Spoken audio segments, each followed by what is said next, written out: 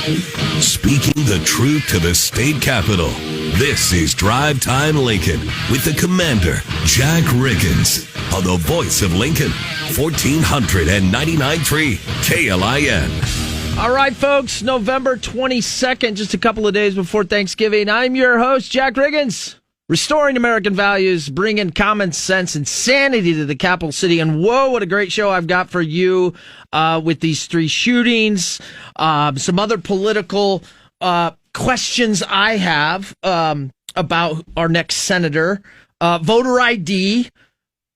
But before I get to that, I want to thank everybody at KLIN and all the affiliate stations here for the greatest Christmas decorations I've ever seen in any establishment anywhere. So the staff just, I don't know, a bunch of elves came in here and this place is rocking.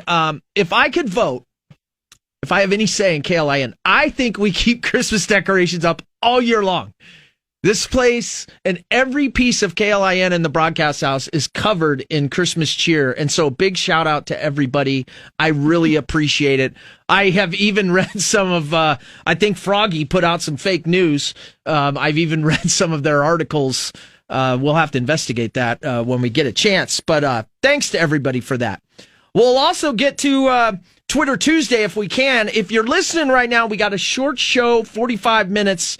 So send us some nominations of Tweet of the Day on the Rick Stein Recognition text line, 402-479-1400, or you're just going to get Johnny and I's best chance. And Johnny Cadillac, who's producing, he's going to do something wrestling, and I'm going to do something. Most likely. Yeah, I'm going to do something that, you know, might not make any sense to anybody. So we'll just see. Tweet Tuesday, give us the nominations on the Rick Stein Recognition hotline, or text line, 402-479-1400, and we'll go from there. Okay, yes, Lincolnites, everyone, yes, I did. I saw the stories. We covered them here on KLIN. These three early morning drive-by shootings. We've got a great story up on KLIN.com by Mark Vail. I mean, 4 or 5 gunshots. Again, this is in our article. The residence was struck about 4 times. This was around 28th and D. Then you had another incident at 27th and Old Cheney. And then you had a third incident at 17th and Knox. So, 3 in one night. And somebody asked me about it. And what was my first response? Well, that's nice to see they're celebrating the mayor's re-election announcement yesterday. I mean, if that isn't perfect timing, right? The current mayor announces her re-election, and we have 3 drive-by shootings in one night, a teen the next morning bringing a loaded gun to North Star, and a man arrested after crashing his car into police, damn near pinned the officer against probably a squad car or something. And you say to me, Jack, why do you got to do that? Well, I have to do it. And you should ask this question too, whether you're not political. Because she says in her opening statement, public safety continues to be my number one priority. I have prioritized strengthening public safety since my first day in office, both as a city councilor and now mayor. I have delivered on this issue by using the tools I have, most notably our city budget, to ensure our community is a safe one. Really? Let's just break that down. So the 11 million or whatever million, well past 11 million damage that was done in one night during the riots, with very little, if any, prosecutable stuff that your administration did, and you standing with the protesters, that's taking public safety serious? One night, $11 million worth of damage? Really? Probably. And I can't verify this. Maybe if I can get him to come on the show, but probably essentially because of lack of essentially senior support or political support, ran the current police chief out due to your actions that night. having the city, having folks that do investigative reporting talk about the number of officers that are down and talking about how this is not helping our situation here. Really, you've taken it serious. Well, Democrats would not say things like that if they couldn't go to the stats to back it up. So let's talk about the stats a little bit. Okay, folks, they're going to talk about it's the safest it's ever been, right? It's going to be the best ever. You're going to hear that over and over and over into the next 6 months leading up to all this. Okay, well, let's go to it. Okay. Because they're going to point to violent crime, right? Well, remember, you can adjust violent crime. How we rated violent crime 20 years ago isn't the way we rate violent crime today. Well, let's go to the ones that stick out to me. Okay, good job so far. Rape says it's down 26% over 5 years. That's good. But you've got to go look in their own stats. These aren't my stats. You've got to go look at the turnover from year to year. Okay. Well, we're down 9%. We got 196 so far, 215. So there's a chance at 196 to 215 that we'll be right around the average from last year. So no impact last year. Robbery says it's down 9%. Well, we only need 12 robberies, and that number is a perfect turnover from last year's number. No real improvement, but over the 5-year average. Aggravated assault. Oh, interesting. It says it's down 13% over the 5-year average. Well, looks like we're down 16% on the year rolling. Up murders, up 92%. Now, here's where it gets tricky when you look at the stats, folks, and you got to pay attention. That was the violent crime, so that's what they're going to talk about. Yeah, murders are up, but some of the other stuff is down. Okay? Or is it? Wait till we get to the end of the year. That's why you can't just look at the headline on the stats or what these people put out. Let's go to auto theft, up 66%. Oh, larceny from auto, up 14%. They're not going to tell you that. Oh, arson. We like to burn things in this city. It's up 35%. That's on the 5-year average, folks. So I don't know about you. So maybe the mayor can feel good and stand up and say, I'm doing great on crime. Public safety is my number one issue. And, I know I'm low on officers and I'm not really getting us filled back up. But hey, whatever. I say we're doing good, so we're doing good. Well, I consider those other property crimes crimes. Let's go down to some of the other ones. Weapon offenses up 40%. Fraud 18.2%. Vandalism 47.6%. Trespassing is up 70%. And sex, other, and the miscellaneous crimes is up 40%. So, yeah, I'll make my judgment when we get to violent crime in those 4 categories because you define them. I don't define them. I don't think that those 4 categories are the totality of what the city feels is public safety. I think it's everything. And so when you have murder up darn near 100%, you have larceny from auto up 13% and auto theft up almost 70%, 66%, and arson up 35%, vandalism up 47%, rounded up to 50, trespassing up 70%. Who in their God's name can stand in front of people and go, safest city ever, everything's great, my policies work? Clearly, public safety is not your number one issue. Because, again, where is the stats for $11 million in property damage on your watch in one night? Where is that? I don't know. Now let's go to another thing they put out. And again, these are legit stats. This is Lincoln Police Department stats. Great transparency from LPD. And again, I'm talking about policies here. I'm not talking about the men and women in uniform. They always do the best they can with what they got, right? And I'm going to sit up on this station until we get the manning and the manpower and the modernization that men and women in uniform deserve, and not social policies that hamstring them from enforcing the law. Okay, so in this argument, though, folks, you need to kind of just think about it. As I go through these stats, in the last 5 years, 2,000 people average human beings, have we gotten more lawless, less lawless, or do you think we're about the same? Now, I'm going to tell you up front, when I look at these things, I'm just going to say, you know what? Man is man. Man does things. It doesn't matter what country they're in. And so the human nature part of it basically equals out. People are going to do bad things. And so those things are happening whether we can track them or not. Okay? That's my going in position. So calls for service this year, okay, over the 5-year average, right? That means somebody called and said, hey, I need the police's help, all right? They're up 0.63%. So that's not even 1%. So what does that show you? That shows you that generally speaking, over 5 years, every year Lincoln Police Department gets called about the same amount of time, okay? 121,000, we'll just call it that. That's how many we get. It's right here on their stats. Let's go to traffic accidents.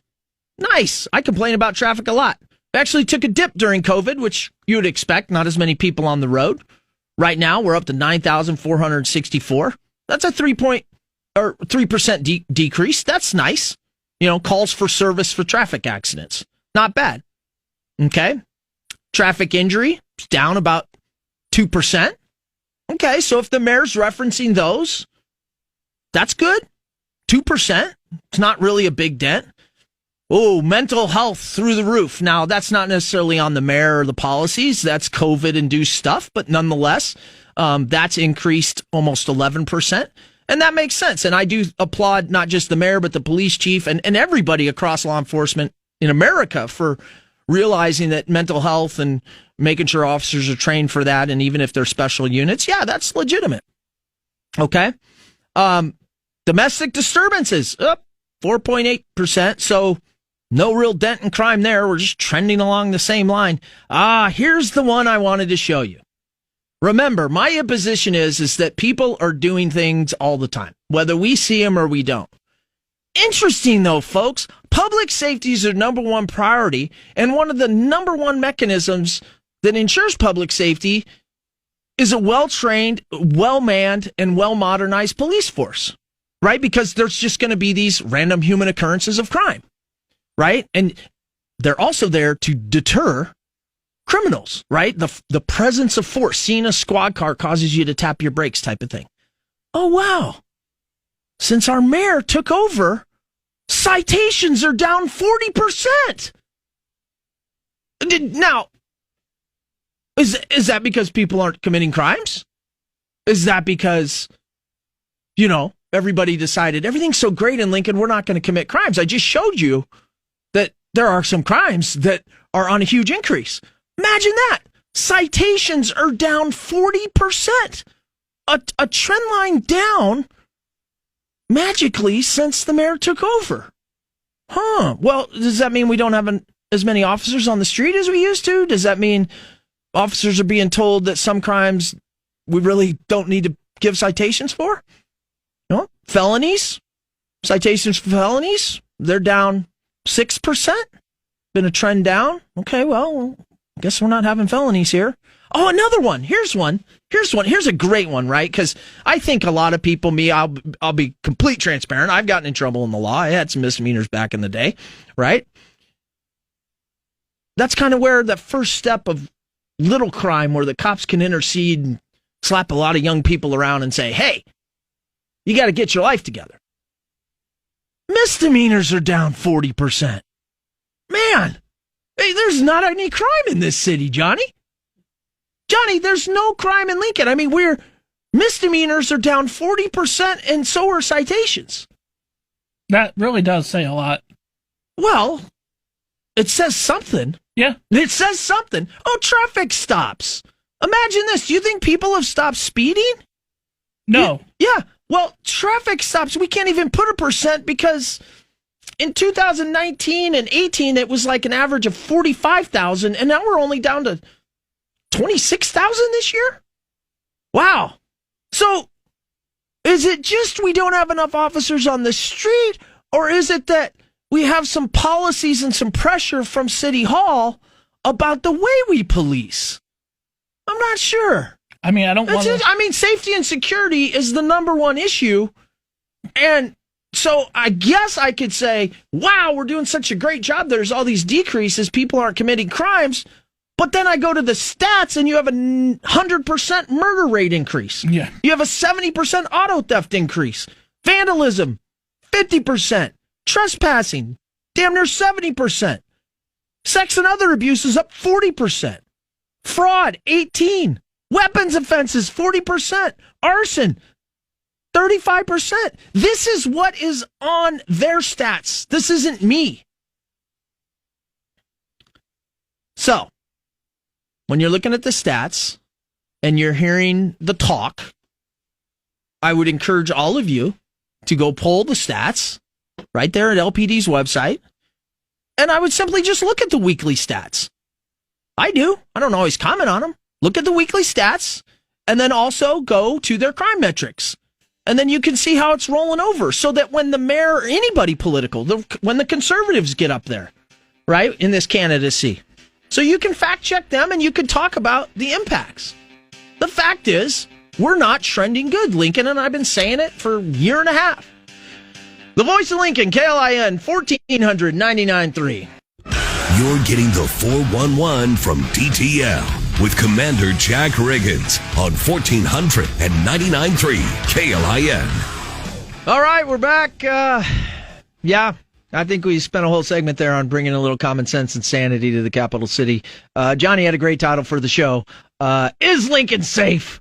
I mean, I think what I'm trying to say is I wouldn't be trusting your politicians on whether or not is Lincoln safe, because while the stats can be debated both ways, both are going to use for their advantage, and it comes down to looking a little deeper than the stats, and also what we used to call in the military atmospherics and environmentals. And there's a feel factor. Do you feel safe? Do you feel the response times are up? One of the things that people have talked about a lot, and on the text line here, and I hear you, is that now listen, this is Texter traffic unit was disbanded 2 years ago and assigned to other units because of shortages in staffing. That's not the first time I've heard that amongst many things in LPD.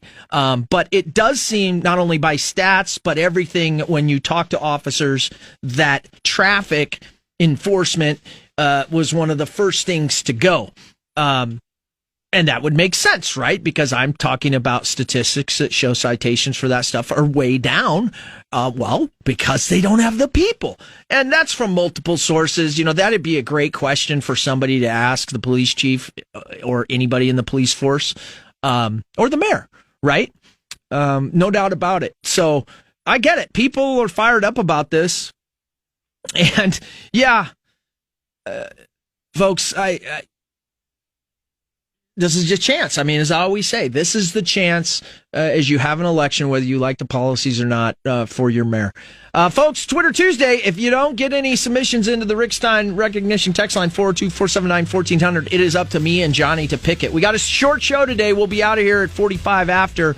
So keep listening. We're going to talk about volunteers for the Senate, the new open Senate seat. Voice of Lincoln, KLIN, 1499.3. University of Florida, which means there's going to be an opening, which means Governor-elect, soon-to-be Governor Pillen, will be appointing that person. And so I started thinking about it. Now, let me say this first.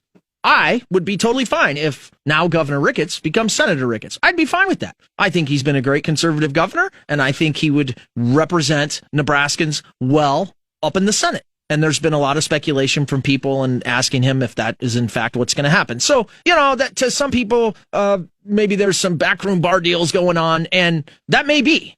But I would be fine with it. It'll be interesting as this Trump train gets rolling and the DeSantis train and the national fights going on at the RNC level, how that plays out. But as a Nebraskan, Governor Ricketts has done a fine job, and he would represent Nebraska conservatives and Nebraska as a whole very well if that were to happen. However, excuse me, the procedural stuff is interesting to me because I thought to myself, yeah, is the governor-elect taking resumes? Is he getting volunteers? I'm like, wouldn't that be what you would be doing? And I just haven't heard anything, and that's okay. But I'm curious, so I'm going to be searching to try to find if there are any volunteers, because I would think that any GOP would be one of the storehouses that, a governor coming in would be asking about, because we do have some people out there, right? If you remember, and I'm not that savvy because I wasn't around here back then, but I know that Todd Watson, who's down at the NAGOP, once ran for Senate. Matt Innes ran for Senate. I mean, those are two names, and I'm sure there's some new candidates that were running for Congress, and there's just new people. And so I'm wondering what that process is. Like, do you just walk your resume up and say, hey, I'd like to be considered for that open Senate seat? Is there a panel? Is that just solely the governor going to just decide? But we're getting about that time where wouldn't you like to know? Wouldn't you like to know who are the potential options? And or if, in fact, it's going to be Governor Ricketts, now Senator Ricketts, which, like I said, I'd be fine with. Just tell us. But, yeah, I mean, I find that to be an interesting conversation, potentially. So, hey, my point is, if you are volunteering or you want to be a senator for this great state, call the show, text me, let me know. I'd like to know. Because I think that, everybody should at least be able to put their name in the hat if they have an interest. Doesn't mean you're going to get it. We're going to have to push voter ID to tomorrow, whatever Wednesday, which is fine because we do have a whatever Wednesday tomorrow and we'll have open call lines. So I want to talk about different ideas on voter ID, but what they have to actually, we passed voter ID, which I think is great, but now we got to put it in the legislation and get the nuts and bolts done of voter ID. And so what does that mean? Does that mean just when you show up? Does that mean when you do mail-in ballots? Does that mean for absentee ballots? I mean, there's a whole gamut of what voter ID could be. And I'm sure that's being worked through, but I'd love to hear your thoughts and ideas on it. I'm going to spew out of my mouth the different thoughts that I can think of what voter ID could be. Because, I mean, it's great we passed it, but now we've got to make sure it's a usable tool for, people in the state to have election security. Let's go to Kendra quick on line one. Kendra, welcome to Drive Time Lincoln. I want to thank you for your work. I've been wanting to call and tell you how wonderful it is. Oh, I appreciate that. Really, we appreciate it so much.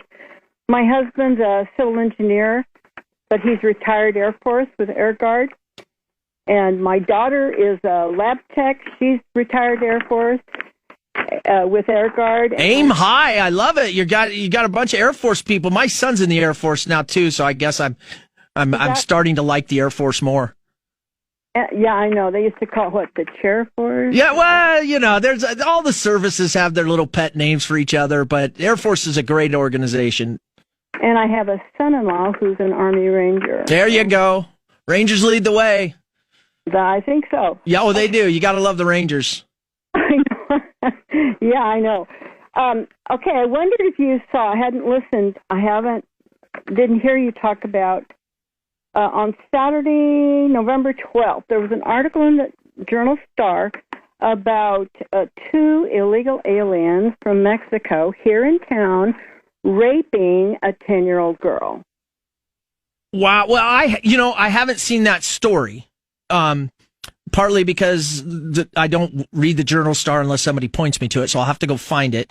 Yeah. But it wouldn't surprise me, Kendra, because remember, I reported about the illegal alien that had 13.2 pounds of fentanyl, which could kill 600,000 people, was arrested in Lincoln, North Lincoln. That's all true. Yeah, oh yeah, yeah. So it wouldn't surprise me that what you just said is absolutely true. I mean, people need to understand that this border thing is affecting everybody all over America. Well, they were friends of her father, or supposedly, as the story reads, and her little sister observed it. So, oh, geez.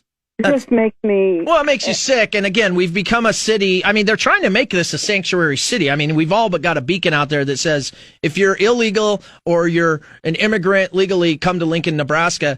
And I don't have a problem with that as long as we have our policing infrastructure right to handle 300,000 people. And we don't. So these crimes are going to continue to boil up.